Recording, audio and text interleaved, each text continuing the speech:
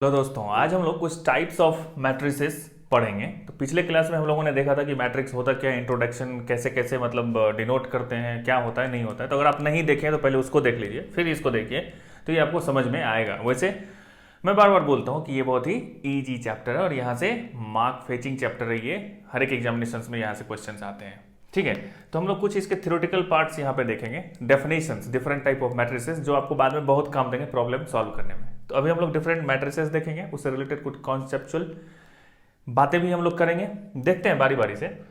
तो सबसे पहले हम लोग देख लेते हैं कि जैसे मैट्रिक्स हम लोग देख लिए थे कि जैसे ए एक मैट्रिक्स होता है जिसमें ए आई जे, इस तरह से हम इसको डिनोट करते हैं। नंबर ऑफ रोज होते हैं, नंबर ऑफ कॉलम्स होते हैं, इस तरह से हम लोग उसको लिखते हैं। ठीक, तो अगर सबसे पहले एक डेफिनेशन हो सकता है किस चीज का, नल मैट्रिक्स का।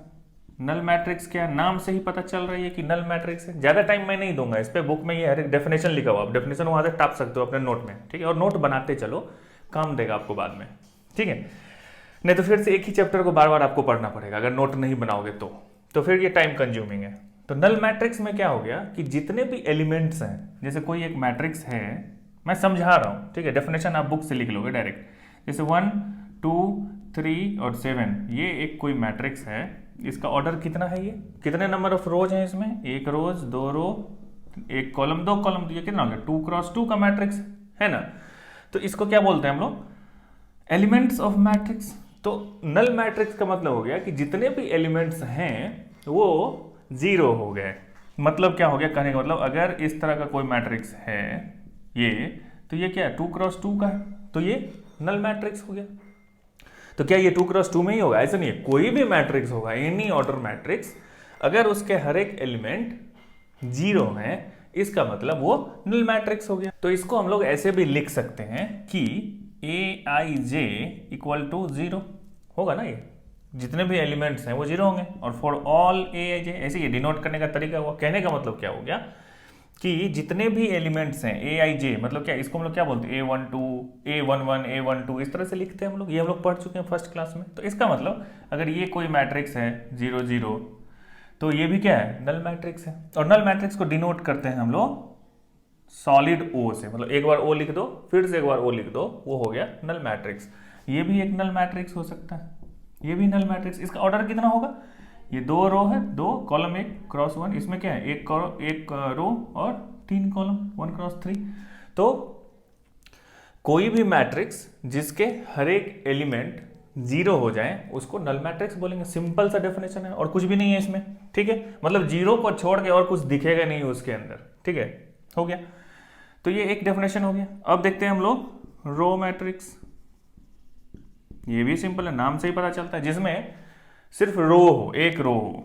ठीक है, जैसे ये A इक्वल टू, इसमें लिख दिया मैंने 1 2 3। ठीक है, तो ये रो मैट्रिक्स जिसमें एक रो होगा वो रो मैट्रिक्स हो गया। इसके कॉलम्स कितने भी हो सकते हैं, जैसे अगर A इक्वल टू 1 और आप ये लिख दो, 2 लिख दो, 3 लिख दो, 4 लिख दो, ये भी रो मैट्रिक्स है। A इक्वल टू आप लिख दो यहाँ पे 1, ये भी एक रो मैट्रिक्स है, क्योंकि इसमें एक ही रो है। इसमें कितना रो है, एक ही रो है, एक ही रो है। तो इसका मतलब क्या हुआ कि ऐसा मैट्रिक्स जिसमें number of rows equal to 1, that is row matrix. बात खत्म है। अब ये रो मैट्रिक्स है क्या, 0 0, हाँ है, क्योंकि इसमें ये नहीं बोल रहा कि इसके एलिमेंट्स क्या होंगे। एलिमेंट्स के बारे में कोई बात नहीं करिए, नंबर ऑफ रोज के बारे में बात कर रहे हैं हम लोग। तो हो गया, सिंपल है। अब अगर इसी को हम लोग अब उल्टा कर दें, कॉलम मैट्रिक्स, तो कॉलम मैट्रिक्स में क्या होगा कि जिसमें एक ही कॉलम हो जाए तो number of columns equal to 1। तो इसका मतलब क्या हो गया, वो कॉलम मैट्रिक्स। इसका एग्जांपल क्या हो गया, इस तरह से ये A इक्वल टू अगर 1 2 3 ये है, तो ये क्या कॉलम मैट्रिक्स है। इसके नंबर ऑफ रोज कितने, उससे कोई फर्क नहीं पड़ता। अगर 1 और 2 इस तरह से कोई मैट्रिक्स है तो ये भी कॉलम मैट्रिक्स। क्यों, क्योंकि इसमें एक ही कॉलम है, इसमें एक ही कॉलम है। ठीक है, अगर ये है तो ये कॉलम मैट्रिक्स है क्या, हाँ है, ऑफ कोर्स है, ये कॉलम मैट्रिक्स है क्योंकि एक ही कॉलम है। तो इसका मतलब ये जो मैट्रिक्स है A इक्वल टू 1, जिसमें एक ही एलिमेंट है यहाँ पे जो दिखाई दे रहा है, इसमें भी दिखाई दे रहा है कि ए इक्वल टू 1। ये रो मैट्रिक्स भी होगा, कॉलम मैट्रिक्स होगा। क्यों? क्योंकि इसमें एक ही रो है, इसमें एक ही कॉलम है। ठीक है, समझ आ रही है ना बात? तो ये बेसिक डेफिनेशन है। और आगे देखते हैं हम लोग। अब नेक्स्ट मैट्रिक्स को, द टाइप ऑफ मैट्रिक्स को हम लोग देखते हैं कि हॉरिजॉन्टल मैट्रिक्स। ठीक है, हॉरिजॉन्टल मैट्रिक्स, तो ये नाम से ही पता चल रहा है, ये सब छोटा छोटा डेफिनेशन। हॉरिजॉन्टल मतलब दिखने में हॉरिजॉन्टल, हॉरिजॉन्टल मतलब सोच ना सीधा, लंबा लंबी ऐसे। तो कहने का मतलब एक ऐसा मैट्रिक्स जो इस तरह से लंबा हो, जिसका ये छोटा और ये लंबा हो। कहने का मतलब क्या है कि इसमें अगर 1 2 3 4 5 6 7 8 ये मान लो कि एक मैट्रिक्स है, तो इसमें नंबर ऑफ रोज कितने हैं? रो 1 है, ये क्या है? 2 है, R1 R2। तो नंबर ऑफ रोज कितने? 2। नंबर ऑफ कॉलम्स कितने हैं? 1 2 3 4। आ गई बात समझ में? इसका मतलब क्या हो गया कि ये कितना कितना क्रॉस कितना है? ये 2 रोज क्रॉस 4 मैट्रिक्स, 2 क्रॉस 4 मैट्रिक्स है। और 2 को हम लोग बोलते हैं क्या है? ये इन जनरल m बोलते हैं, इसको क्या बोलते हैं? n बोलते हैं। मतलब m मतलब क्या? नंबर ऑफ रोज, और n मतलब नंबर ऑफ कॉलम्स, है ना भैया? तो अगर ये इतना चीज मैं बता दिया तब आपको डेफिनेशन अपने आप निकल के आ जाएगा इसमें कि इफ नंबर ऑफ रोज, ठीक है, छोटा हो जाए नंबर ऑफ कॉलम से, इसका मतलब हम लोग बोलेंगे वो मैट्रिक्स हॉरिजॉन्टल मैट्रिक्स है। अगेन इसके बीच में एलिमेंट्स के बारे में हम लोग कोई बात नहीं करें कि इसके एलिमेंट्स क्या हो सकते हैं, 0 हो सकते हैं, 1 हो सकते हैं, 3 हो सकते हैं, 4, उससे कोई फर्क नहीं पड़ता। यहाँ पे सिर्फ number of rose and number of columns की बात कर रहे हैं हम लोग। ठीक है, कहने का मतलब अब अगर कोई भी इस तरह का, जैसे अब यहाँ पे 1 2 है, 3 4 है, 5 6 है, ये अगर है तो ये भी क्या है? हॉरिजॉन्टल मैट्रिक्स है। क्यों? क्योंकि इसके 2 ही रो हैं और 2 से बड़ा 3 कॉलम है इसके पास। तो मतलब ये क्या है? ये बताओ, 1 2 3, ये कौन सा मैट्रिक्स है? ये भी हॉरिजॉन्टल है। क्यों? क्योंकि एक ही रो है और कॉलम कितना है इसके पास? 3 है। तो जैसे ही इतना तो पता चल गया होगा ना कि कॉलम किसको बोलते हैं और रो किसको बोलते हैं। तो ये दोनों अगर पता है तो काउंट भी कर लोगे कितना नंबर ऑफ रोज है, कितना नंबर ऑफ कॉलम्स है। अगर नंबर ऑफ रोज कम हो गया नंबर ऑफ कॉलम से तो हॉरिजॉन्टल बोलेंगे। क्वेश्चन आ रहा होगा माइंड में, बराबर होगा तो क्या होगा? तो आगे देखते हैं उसको। इससे पहले अब आ जाता है क्या? वर्टिकल। इसी का उल्टा अब ये है भैया, तो ये भी आएगा। अच्छा, ये भी माइंड में आ रहा होगा ना कि ये सब पढ़ क्यों रहे हैं, जरूरत क्या है? सब चीज की जरूरत है, आगे आपको पता चलेगी। प्रैक्टिकल लाइफ में क्या यूज है उसका वीडियो में अलग से बताऊंगा, लेकिन फॉर द कोर्स वर्क इसके भी यूज है, प्रॉब्लम सॉल्व करने में आपको आएंगे। तो वर्टिकल में क्या हो जाएगा? इसका ठीक उल्टा, मतलब क्या? लंबा लंबी ऐसे दिखेगा। ठीक है, इसमें क्या हो जाएगा कि number of rose greater than number of column अगर हो जाए इफ, तो क्या बोलेंगे? Vertical matrix. अब ये जो भी मैट्रिक्स को सीधे पलट दो, ऐसे पकड़ो, ऐसे घुमा दो, ऐसे पकड़ो, ऐसे घुमा दो, ऐसे पकड़ो, ऐसे घुमा दो, वो सब क्या हो जाएगा? वर्टिकल हो जाएगा ना। कहने का मतलब कि अगर a इक्वल टू 1 2 3 ये लिखा हुआ है तो ये कौन सा मैट्रिक्स? वर्टिकल मैट्रिक्स है कि नहीं? क्यों? ये अब आप पूछोगे कि ये कॉलम मैट्रिक्स है क्या? इसमें एक ही कॉलम है। हाँ है, वो अलग डेफिनेशन है, ये अलग डेफिनेशन है। वो भी हो सकता है, ये भी हो सकता है। मतलब ये वर्टिकल भी बोलेंगे इसको। क्यों बोलेंगे? क्योंकि नंबर ऑफ रोज जो यहाँ पे, ये कितना क्रॉस कितना मैट्रिक्स है? 3 रोज क्रॉस 1। तो जैसे ही ये वाला इससे बड़ा हो जाएगा, 3 इज ग्रेटर देन 1, इसका मतलब है वर्टिकल मैट्रिक्स हो गया। इस तरह का कोई भी अगर बनाएंगे आप, इस तरह 1 2 3 2 4 6 ये बनाए, ये भी क्या है? इसमें क्या है? 3 क्रॉस 2। इसको देखिए 3 है, ये 2 से बड़ा है, इसका मतलब है कि ये वर्टिकल मैट्रिक्स। So simple. तो इसमें ज्यादा टाइम इन्वेस्ट हम लोग नहीं करते हैं। अब जो क्वेश्चन आज माइंड में आ रहा था कि दोनों इक्वल होगा तब क्या होगा, तो वो सबसे मोस्ट इंपॉर्टेंट है। वही मैट्रिक्स पे अभी आगे का पूरा चैप्टर उसी पे डिपेंड करता है। उसको हम लोग बोलते हैं स्क्वायर। नाम से ही पता है स्क्वायर मतलब क्या है? लंबाई चौड़ाई दोनों बराबर। इसका मतलब अब इसमें क्या हो जाएगा? यही डेफिनेशन यहाँ था, अब क्या हो जाएगा? Number of rows equal to number of column, then what? Square matrix. Simple है। ऐसा मैट्रिक्स जिसमें नंबर ऑफ रोज और नंबर ऑफ कॉलम्स दोनों इक्वल हो जाए उसको हम लोग स्क्वायर मैट्रिक्स बोलेंगे। बात समझ में आ रही है ना? बहुत ही इजी है, इससे इजी और क्या हो सकता है दुनिया में। इसका मतलब अब यहाँ पे क्या एग्जांपल ले सकते हैं? a equal to 1 2 3 4। ठीक है, इसमें क्या है? नंबर ऑफ रोज कितने हैं यहाँ पे? 1 2। नंबर ऑफ कॉलम्स कितने? 1 2।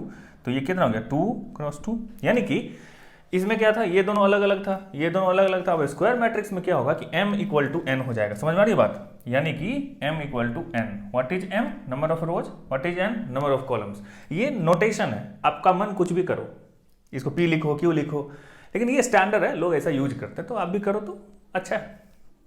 तो इसका मतलब ये क्या हो गया कि 2 क्रॉस 2 ऑर्डर का क्या हो गया, ये स्क्वायर मैट्रिक्स हो गया। अब ये अगर स्क्वायर मैट्रिक्स है तो आप ऐसा भी लिख सकते हो कि ये सेकेंड ऑर्डर का स्क्वायर मैट्रिक्स है, तो लोग समझ जाएंगे, 2 बोला है और स्क्वायर बोला तो 2 क्रॉस 2 ही होगा। अगर आपको कोई बोल दे ये 1 2 0 0 3 4 0 5 6, ये कौन सा मैट्रिक्स है? तो जैसे ही ये सब डेफिनेशन क्या है, नंबर ऑफ रोज और नंबर ऑफ कॉलम्स पे डिपेंड करते हैं, एलिमेंट्स पे नहीं। एलिमेंट्स को देखना ही नहीं है। इसमें कितने सारे नंबर्स ऑफ रोज हैं, 1 2 3 1 2 3, है ना। तो अब ये क्या हो गया, 3 क्रॉस 3 हो गया। इसी तरह 4 क्रॉस 4 भी हो सकता है, 5 क्रॉस 5 भी हो सकता है। अब आपके लिए क्वेश्चन है, आप बताओ कि अगर A इक्वल टू ये मैट्रिक्स है 1, ये स्क्वायर मैट्रिक्स है क्या? बताओ।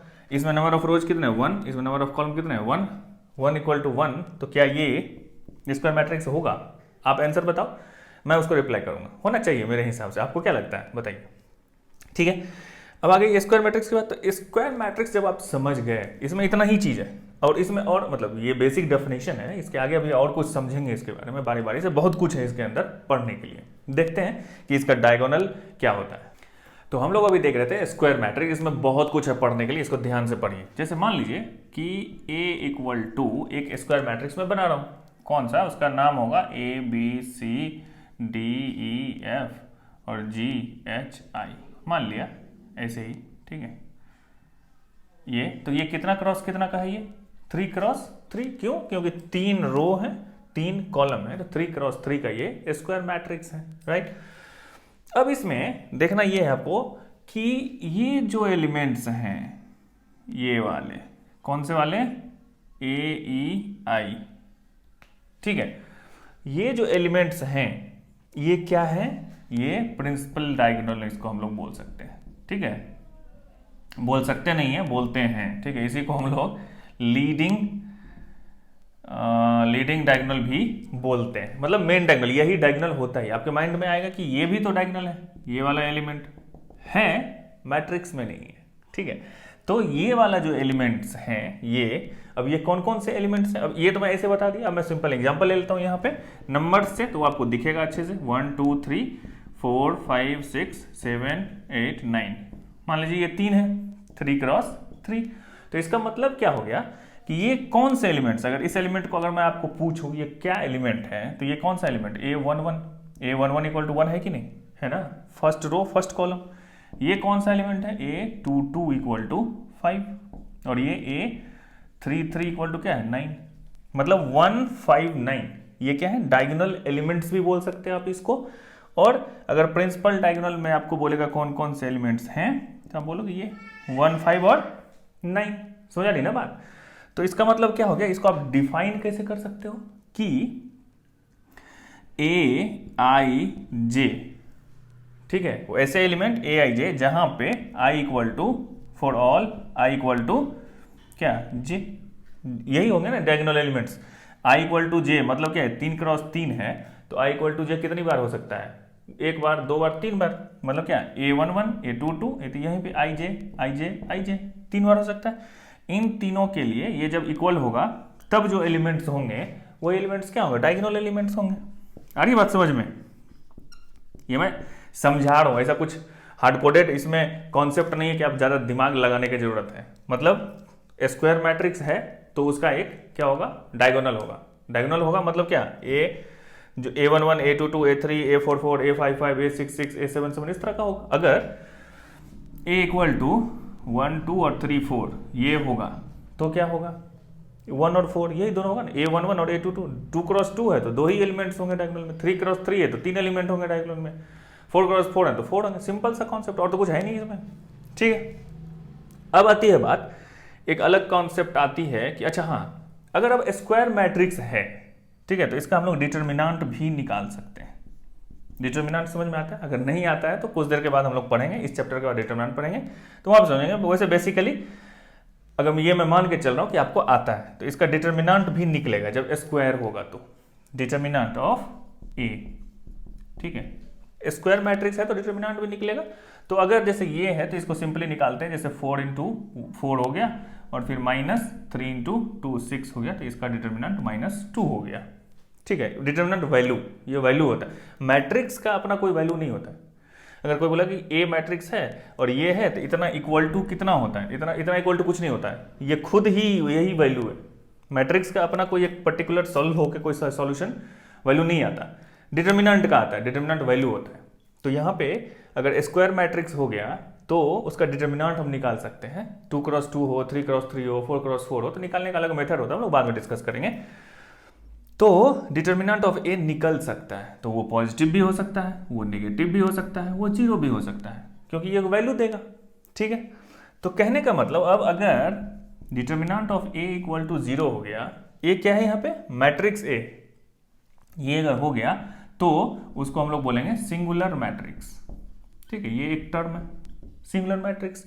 अब अगर डिटर्मिनेंट ऑफ ए क्या है, मैट्रिक्स, बार बार बोल रहा हूं मैं, अगर नॉट इक्वल टू 0 है तो इसको नॉन सिंगुलर, ये सब काम देगा आपको प्रॉब्लम सॉल्व करने में और कॉन्सेप्ट क्लियरिंग में, तो ये हमेशा याद रखना, ठीक है। तो अब यहाँ पे ये चीज समझ में आ गई, बात समझ आ सकती है आपको कि क्या ये जो डिटर्मिनेंट हम निकाल रहे हैं इस मेथड से, तो ये जो 0 होगा तो वो क्या मैट्रिक्स, नल मैट्रिक्स होगा क्या, ऐसा माइंड में क्वेश्चन आ सकता है कि ये जब तक नल नहीं होगा तब तक इसका डिटर्मिनेंट 0 नहीं आ सकता है, ऐसा होगा क्या, ऐसा नहीं होगा। क्यों नहीं होगा, एक एग्जांपल ले लीजिए यहाँ पे, जैसे a इक्वल टू एक मैट्रिक्स में ले रहा हूँ, जैसे 6 1 और फिर ये कर दीजिए 0 और ये फिर 0 कर दीजिए, मान लिया, तो इसका डिटर्मिनेंट क्या निकलेगा, 6 इंटू 0 0 माइनस 0 इंटू 1 0, तो इसका determinant of a equal to 0 आ गया, लेकिन ये तो नल मैट्रिक्स नहीं है ना, अरे बात समझ में। हाँ, अगर नल मैट्रिक्स है तब तो इसका डिटर्मिनेंट 0 ही होगा, अरे बात समझ में, ही होगा। लेकिन अगर किसी का डिटर्मिनेंट 0 है तो आप ये नहीं बोल सकते कि वो मैट्रिक्स ही नल मैट्रिक्स होगा, ऐसा कोई जरूरी नहीं है, ठीक है ना, बात कॉन्सेप्ट क्लियर हो गई ना, ठीक है। तो ये हो गई एक बात। अब दूसरी बात क्या है, हाँ एक और कॉन्सेप्ट क्या है यहाँ पे, कंजुगेट एलिमेंट्स, ठीक है। ये क्या होता है कंजुगेट एलिमेंट्स भैया, कंजुगेट एलिमेंट्स का मतलब हो गया कि अगर मैं लिख रहा हूं AIJ तो इसका कॉन्जुगेट हो जाएगा AJI, बस सिंपल सी बात है। अगर AIJ है तो उसका कॉन्जुगेट एलिमेंट AJI होगा। कैसे समझेंगे इसको, बस ये जो डायगोनल, यहीं पर डायगोनल का काम आएगा, ये जो डायगोनल है बस इसके आरे तिरछे देखते रहिए, ये जो एलिमेंट है इसका ये है, इसका ये है, यहीं पे इसको ऐसे भी लिख सकते हैं AJI इक्वल टू AIJ, मतलब इसका कंजुगेट ये, इसका कंजुगेट ये। क्यों, ये टर्म कौन सा है, ये क्या है A, रो कितना 2, कॉलम कितना 2 1, और ये क्या है A 1 2, है ना। I यहाँ पे I था, ये J था, ये अब क्या हो गया I और J उल्टा हो गया, समझ वाली बात, AIJ इक्वल टू AJI, मतलब इक्वल टू, ये दोनों वैल्यू नहीं इक्वल होगा, वो मैं नहीं बोल रहा हूँ, इसका कंजुगेट ये होगा, इसका कंजुगेट ये होगा, ये मैं बोल रहा हूँ। अब ये मत समझ लेना 4 और 2 इक्वल हो गया, ऐसा नहीं है। इसका कंजुगेट एलिमेंट कौन है, ये है, इसका कंजुगेट एलिमेंट कौन है, ये है।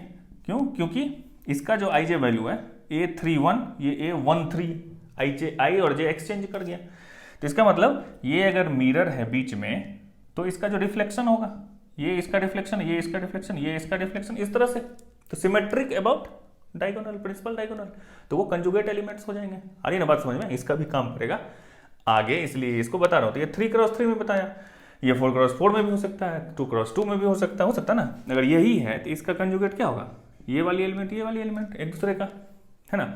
ये भी डाउट आ सकता है आपको कि अच्छा बीच वाले एलिमेंट इसका खुद का क्या होगा, वही हो जो वो है, वो खुद का कंजुगेट खुद हो जाएगा।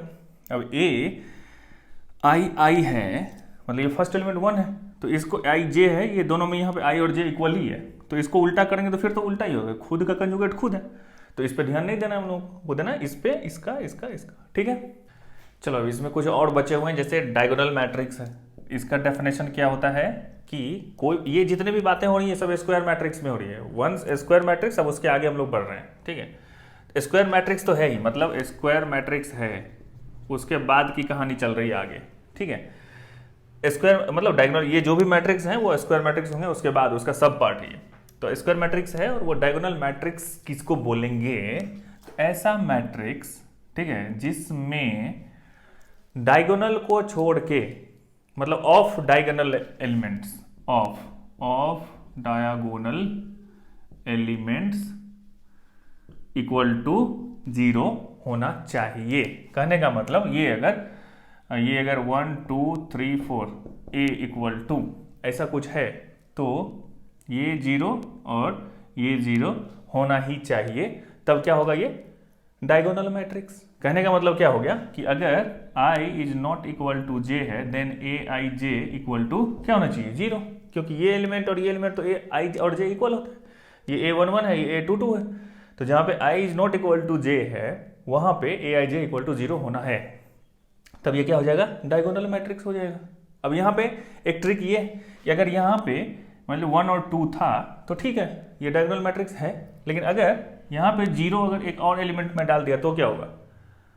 तो भी ये डायगोनल मैट्रिक्स हो। क्यों? क्योंकि डेफिनेशन बोलता है कि इसको छोड़ के 0 होना चाहिए। ये क्या होना चाहिए इसके बारे में ये नहीं बोल रहा है। अरे बात समझ में ना?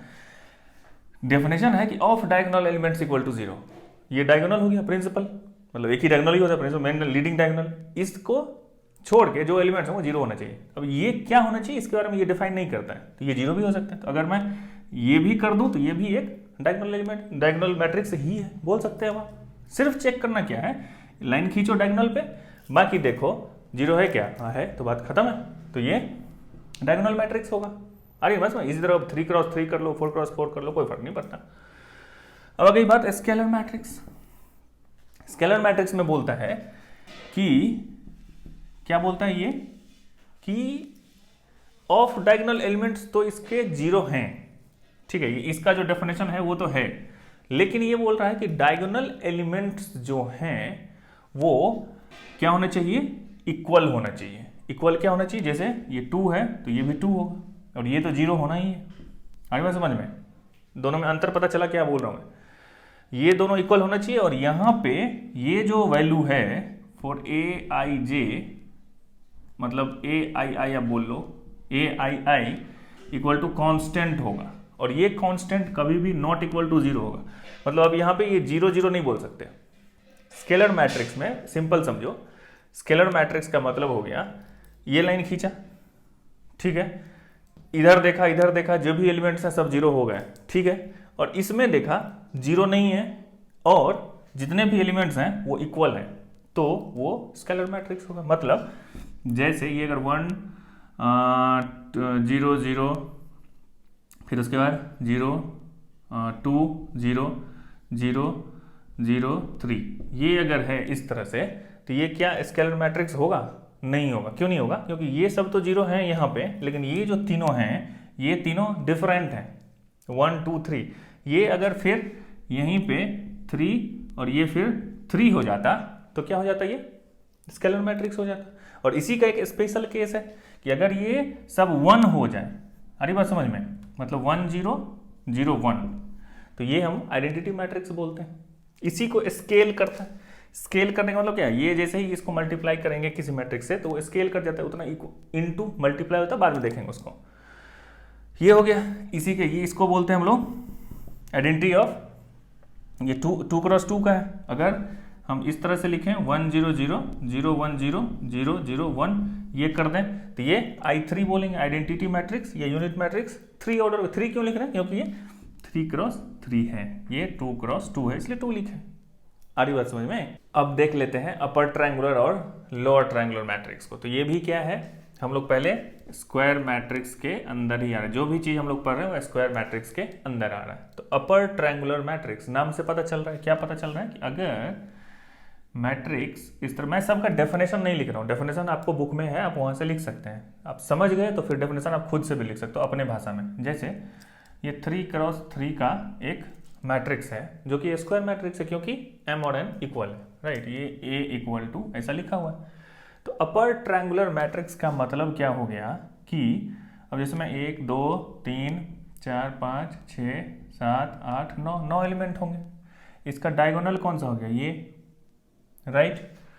डायगोनल के नीचे जितने भी एलिमेंट हैं वो 0 होंगे, तो हम लोग क्या बोलेंगे? Upper triangular matrix. यही इसका डेफिनेशन है कि अगर प्रिंसिपल डायगोनल के नीचे, नीचे मतलब लोअर हाफ, इधर की तरफ जो अगर जीरो है तो ये क्या हो गया, अपर ट्रायंगुलर मैट्रिक्स। कहने का मतलब अब इसमें ये क्या है, इस पे ये नहीं बोल रहा, ये जीरो होना चाहिए, ये जीरो है तो अपर ट्रायंगुलर होगा। ऊपर में अपने मन से कुछ भी भरिए, 1 2 3 4 5 0, कोई फर्क नहीं पड़ता। आप जीरो के बदले 5 लिखो, 6 लिखो, मेन पॉइंट है 1 2 3। समझ में आ रही बात? तो प्रिंसिपल डायगोनल से नीचे की तरफ जो भी एलिमेंट्स होंगे वो अगर सब जीरो हैं तो फिर ये अपर ट्रायंगुलर मैट्रिक्स हो गया। इसी का उल्टा क्या हो जाएगा, अगर A इक्वल टू, आ रही बात समझ में? मैं क्या करने वाला हूँ, इसका ठीक उलट। उलट मतलब क्या, ये अगर 3 क्रॉस 3 है और ये प्रिंसिपल डायगोनल है तो ये एलिमेंट, ये एलिमेंट, ये एलिमेंट, ये अगर जीरो है तो फिर ये लोअर ट्रायंगुलर मैट्रिक्स, मतलब अब इधर की तरफ होगा। इस 1 2 3 4 5 6 कुछ भी मैं अपने मन से डाल दे रहा हूँ, ये 3 जीरो होना चाहिए। ठीक है, बाकी क्या है नहीं पता, सिर्फ ये देखना है। जैसे ही आपसे कोई पूछेगा, कोई भी मैट्रिक्स दिया हुआ है, अगर इस तरह से कोई लिखा हुआ है, इसे 9 इस तरह से कोई लिखा, ये पूछेगा कोई ये लोअर मैट्रिक्स है क्या, लोअर ट्रायंगुलर मैट्रिक्स, तो यहाँ पे ये खींचा, इसके नीचे की तरफ ये लोअर ट्रायंगुलर मैट्रिक्स, मतलब ऊपर की तरफ देखना, इधर की तरफ ये देखा, इधर ये तो जीरो नहीं है, नहीं है तो ये नहीं है। अपर ट्रायंगुलर है क्या, ये भी नहीं, यहाँ पे भी नहीं है तो नहीं है। आ रही बात समझ में? तो यही इसका सिंपल डेफिनेशन है। इसी को बुकिश लैंग्वेज में भी आप कुछ कुछ बोल सकते हैं। जैसे क्या बोल सकते हैं इसको, यहाँ पे क्या है, ये क्या है, आई है, ये रो 1 रो 2 रो 3 है ना, ये 2 ये 3, ये क्या है, कॉलम 1 कॉलम 2 कॉलम 3। ठीक है, अगर Aij इक्वल टू 0 होगा फॉर ऑल क्या, अगर I ग्रेटर देन J होगा तो। ऐसा कैसे I, अब यहां पे ये देखिए I बड़ा, यानी कि ये क्या है, A21 A31 है ना, ये A32 ये A22 ये A23 ये A33, ऐसे ही है ना, ये A11 ये A12 ये A13 है। तो for Aij equal to 0 for all I greater than 0। यहाँ पे देखिए I ग्रेटर देन 0 कहाँ है, यहाँ पे I3 is 1, 3 greater than 1, 3 greater than 2, 2 greater than 1, तो ये 3 ही एलिमेंट है ना ये वाले, जिसमें I ग्रेटर देन J। तो जहाँ पे I ग्रेटर देन J वाला एलिमेंट है वो 0 होना चाहिए। अगर ऐसा है तो हम लोग अपर ट्रायंगुलर मैट्रिक्स बोलेंगे। इसी का ये उल्टा हो जाएगा, यहाँ पे जो लेस देन वाला होगा तो उसको लोअर ट्रायंगुलर मैट्रिक्स बोलेंगे। तो इस तरह से इसका डेफिनेशन और थ्योरेटिकल पार्ट यहाँ पे जो था, डिफाइन करना था बहुत सारे मैट्रिक्स को, तो वो हम लोगों ने कर लिया। इसके बेसिस पे प्रॉब्लम्स हम आगे सॉल्व करेंगे। तब तक आप पढ़ते रहिए। Thank you.